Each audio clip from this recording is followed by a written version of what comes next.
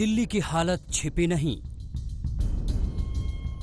अस्पतालों की बदहाली छिपी नहीं।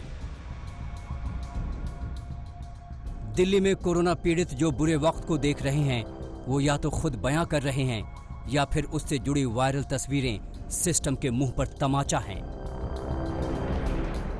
कोविड मरीजों के लिए 2000 बेड वाले अस्पताल LNJP पर सवाल उठे तो NHRC की टीम ने हॉस्पिटल का दौरा किया, हालात का जायजा लिया, फिर राज्य सरकार और केंद्र सरकार को नोटिस भी दे डाली कि LNJP हॉस्पिटल में 1219 कुछ ऐसे बेड अवेलेबल है और गुरु तेग बहादुर में 1314 कुछ इस संख्या के बेड अवेलेबल।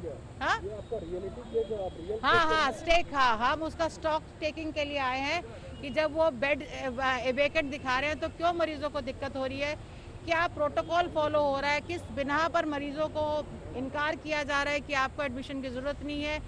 अब शिकायतों का अंबार लगने लगा है, किसी को बेड नहीं तो कोई इलाज के लिए भटक रहा है।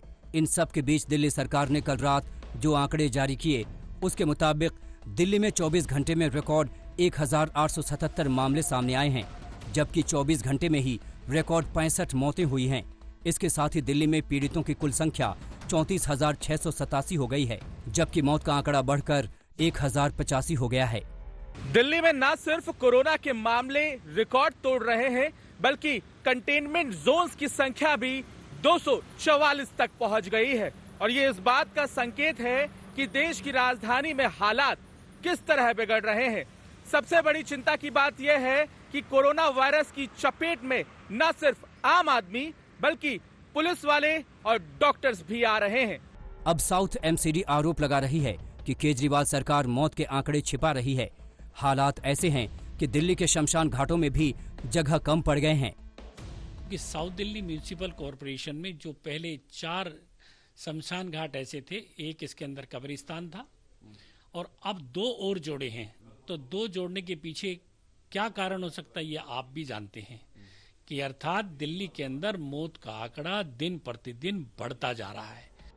केजरीवाल सरकार कह रही है कि कोरोना से मौत के आकलन के लिए डेथ ऑडिट कमेटी काम कर रही है और उसके तरीके पर सवाल नहीं उठाया जा सकता। सियासत के बीच बेकाबू कोरोना को देखते हुए दिल्ली के जामा मस्जिद को 30 जून तक बंद कर दिया गया है। देश की राजधानी दिल्ली में कोरोना से बढ़ते मामलों के बीच दिल्ली की जामा मस्जिद को 30 जून तक बंद करने का निर्णय लिया गया है। इस वक्त मैं इसी ऐतिहासिक जामा मस्जिद में हूं और यहां के शाही इमाम सैयद अहमद बुखारी साहब ने मीडिया को जारी बयान में कहा गया है कि 30 जून तक जामा मस्जिद में किसी भी तरह की आवाजाही पर रोक रहेगी और इस दौरान नमाजी यहां पर नहीं आएंगे। बढ़ते खतरे और बिगड़ते हालात को देखते हुए दिल्ली हाई कोर्ट ने भी सख्ती भरा फरमान सुनाया है। अब राजधानी के सभी प्राइवेट अस्पतालों को 20% बेड कोरोना मरीजों के लिए रिजर्व करना होगा। अदालत ने यह भी निर्देश दिया है कि लक्षण हो या न हो, सभी मरीजों का टेस्ट करना ही होगा। पूनम शर्मा, अंकित यादव और कुमार कुणाल के साथ पंकज जैन, दिल्ली आज तक।